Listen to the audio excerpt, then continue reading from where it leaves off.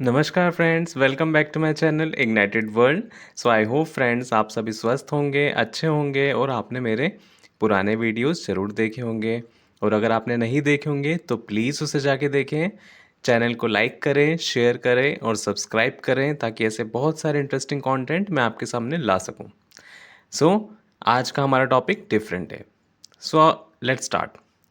So now आप बताइए, अगर कोई देश या कंपनी इतना इन्वायरमेंटल डैमेज करे कि फॉरेस्ट डिस्ट्रॉय हो जाए, रिवर्स पॉल्यूटेड हो जाए और वाइल्ड लाइफ ख़त्म होने लगे, क्या उसको मर्डर की तरह इंटरनेशनल क्राइम माना जाना चाहिए या फिर नहीं? कमेंट में ज़रूर बताएं। सो इसी कॉन्सेप्ट को कहते हैं इकोसाइड। आज हम जानेंगे या समझेंगे कि इकोसाइड क्या है, क्यों दुनिया इस बार डिबेट कर रही है और इंडिया के लिए इसका क्या इम्पोर्टेंस है। सो चलिए आज का हम टॉपिक समझते हैं, जानते हैं इस फैसिनेटिंग टॉपिक के बारे में। So it is ecocide. Can destroying nature becomes an international crime? क्या नेचर को डिस्टर्ब करना या डिस्ट्रॉय करना भी इंटरनेशनल क्राइम हो सकता है? So let's dig into that topic. So now अब जानते हैं meaning of that term the ecocide. So simple language में इकोसाइड का मतलब है नेचर को इतना नुकसान पहुंचाना कि पूरा इकोसिस्टम कोलैप्स होने लगे। सिर्फ पॉल्यूशन नहीं बल्कि large scale environmental destruction. So ecocide is a massive destruction of nature that seriously harms ecosystem and human life. Example: illegal mining, massive deforestation, oil spills, toxic waste dumping and river pollution. अब समझते हैं origin कैसे हुआ इस term का, ecocide का। सो ecocide शब्द सबसे पहले वियतनाम वार के दौरान फेमस हुआ। एजेंट ऑरेंज नाम का एक केमिकल फॉरेस्ट पर स्प्रे किया गया था।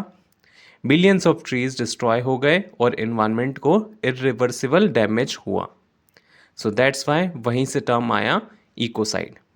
So it is used in Vietnam war ना। अब समझते हैं वाई इज़ इकोसाइड इम्पॉर्टेंट, ये इतना इम्पॉर्टेंट क्यों है। सो नेचर डिस्ट्रॉय होने का इम्पैक्ट सिर्फ एनिमल्स पर नहीं पड़ता, हमारी food security, clean water, farming और हेल्थ सब डायरेक्टली अफेक्ट होते हैं। ठीक है, तो environmental destruction causes climate change, biodiversity loss, food insecurity, water crisis and human displacement.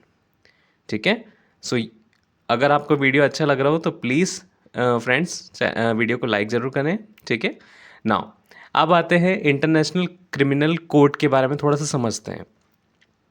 अभी international criminal court that is ICC सिर्फ 4 मेजर इंटरनेशनल क्राइम को पनिश करता है। कई लीगल एक्सपर्ट चाहते हैं कि इकोसाइड को भी 5th इंटरनेशनल क्राइम बनाया जाए। सो करंट आईसीसी क्राइम क्या क्या हो गया? Genocide, crimes against humanity, war crimes और क्राइम्स ऑफ एग्रेशन। ये चार जो क्राइम हैं वो आईसीसी कवर करता है। और 5th क्राइम बहुत सारे कंट्री डिमांड कर रही है कि इकोसाइड होना चाहिए। सो आपका क्या मानना है कमेंट सेक्शन में ज़रूर बताएं। नाउ कंट्रीज सपोर्टिंग इकोसाइड, ऐसी कौन कौन सी कंट्रीज़ हैं जो इकोसाइड को सपोर्ट कर रही हैं? सो काफ़ी कंट्रीज और क्लाइमेट एक्सपर्ट डिमांड कर रहे हैं कि इकोसाइड को इंटरनेशनल लॉ में इंक्लूड किया जाए। सो कहाँ कहाँ से सपोर्ट हो रहा है? Belgium, France, Vanuatu, Maldives and environmental organisations and of course climate activist, वो तो करेंगे ही सपोर्ट। ठीक है, तो ये वाली कंट्री थी जो इकोसाइड को सपोर्ट कर रही थी। अब जानते हैं इसके अगेंस्ट या फॉर में क्या क्या आर्ग्यूमेंट्स हो सकते हैं।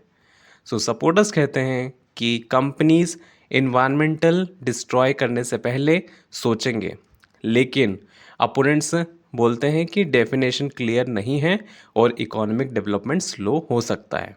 सो जैसे कि आप स्क्रीन पर भी देख रहे हैं, advantage includes strong environmental protections while challenges includes difficult legal definition. So that is about the for and against. चलते हैं अब इंडिया के पर्सपेक्टिव को जानने के लिए। सो इंडिया में इन्वायरमेंटल प्रोटेक्ट करने के लिए काफ़ी लॉज हैं, जैसे कि नेशनल ग्रीन ट्रिब्यूनल एनजीटी, लेकिन इकोसाइड नाम का सेपरेट क्रिमिनल ऑफेंस अभी एग्जिस्ट नहीं करता। So India currently has environmental protection law 1996, आपने सुना होगा।